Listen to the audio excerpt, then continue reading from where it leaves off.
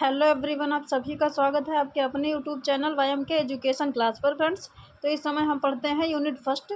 Friends, इस समय हम यूनिट फर्स्ट पढ़ते हैं। यूनिट फर्स्ट में फ्रेंड्स आज हम पढ़ेंगे क्या, बुद्धि परीक्षण। आज हम पढ़ने वाले हैं बुद्धि परीक्षण। फ्रेंड्स, इसका विचार सबसे पहले किसने क्या दिया और बुद्धि लब्धि कैसे निकालते हैं, ये सारी चीज़ें बस 5-7 मिनट में हम बहुत जल्दी ही सीखेंगे। फ्रेंड्स, तो अंत तक बने रहिएगा वीडियो में।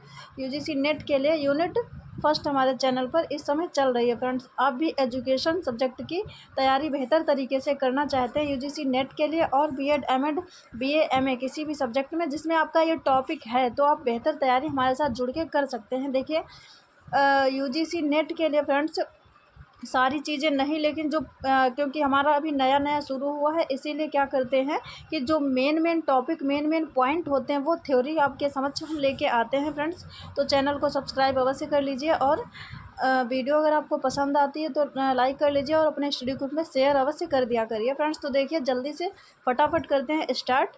क्या है बुद्धि परीक्षण? तो देखिए, ये सभी को पता भी है एजुकेशन सब्जेक्ट पढ़ने वाले छात्रों को, लेकिन फिर भी जल्दी हम पढ़ लेते हैं, फिर देखते हैं बुद्धि लब्धि कैसे निकालते हैं। तो बुद्धि परीक्षण के द्वारा क्या होता है, देखिए व्यक्ति के व्यक्तित्व की सभी विशेषताओं का पता लगाया जाता है। देखिए, यहाँ से कोई ऐसा नहीं पूछा जाएगा कि बुद्धि परीक्षण क्या होता है, ये तो जिनके में थ्योरी आती है उन्हीं के लिए है।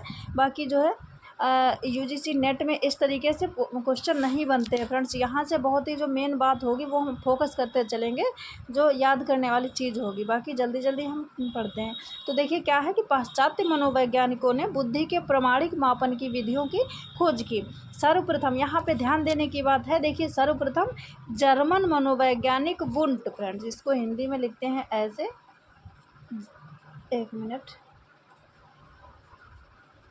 वुंट।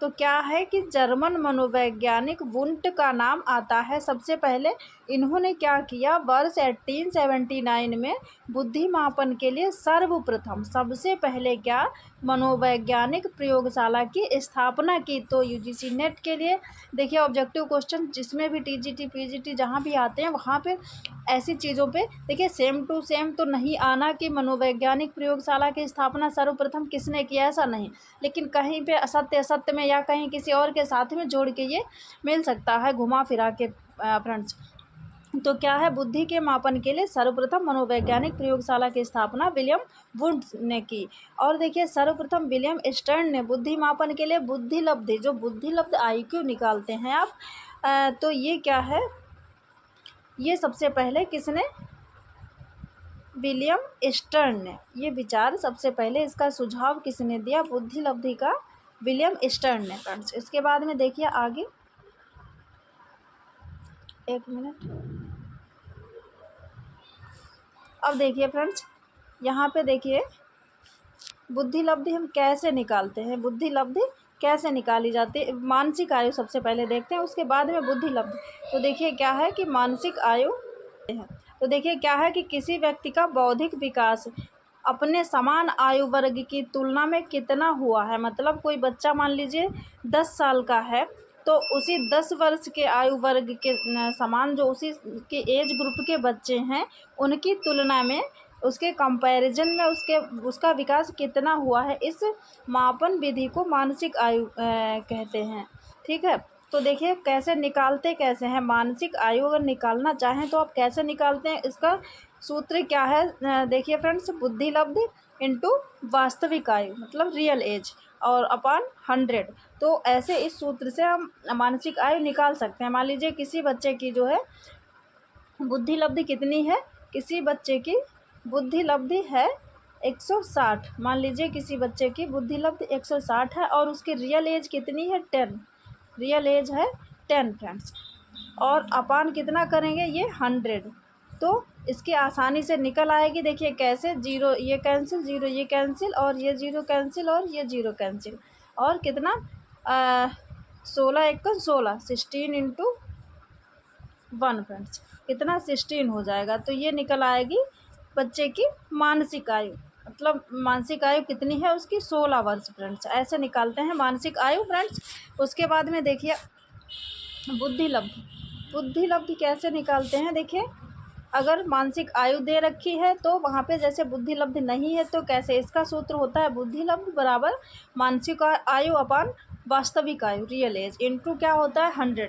तो देखिए बहुत ही इजी है, कैसे जल्दी फटाफट मान लीजिए किसी बच्चे की बुद्धि लब्धि आपको निकालनी है तो क्या करना है कि आपको उसकी मानसिक आयु पता होना चाहिए। तो मान लीजिए किसी बच्चे की मानसिक आयु है 12 ईयर्स, किसी बच्चे की मानसिक आयु 12 ईयर्स है और उसकी रियल एज क्या है, वास्तविक आयु क्या है 10 वर्ष। मतलब क्या है, बच्चे की मानसिक आयु वास्तविक आयु मतलब अपने वो है किसका वास्तविक आयु उसकी 10 ही वर्ष है, लेकिन बुद्धि लब्धि उसकी मतलब पढ़ने वो कैसा है 12 वर्ष के बच्चों के बराबर है। तो ये है मान लीजिए उसकी मानसिक आयु 12 ईयर्स और वास्तविक आयु उसकी 10 वर्ष है और इंटू करेंगे 100 तो हो जाएगा। देखिए फ्रेंड्स कितना